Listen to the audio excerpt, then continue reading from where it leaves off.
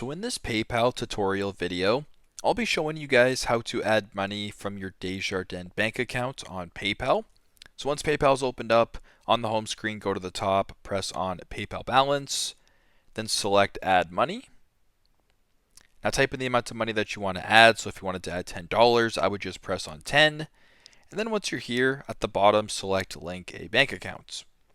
Now for me, under popular banks, Desjardins is located right here. If you don't see it, just go to the top search bar, type in Desjardins, then select it. It'll then go ahead and redirect you to a new page. And once you're on this page right here, you can go ahead and sign into your account by typing in your card number or your username, your password, pressing on agree and link, and then adding the funds this way. So very simple, but that is how to add money from your Desjardins bank account on PayPal. Thanks again for watching, and I hope this video helps.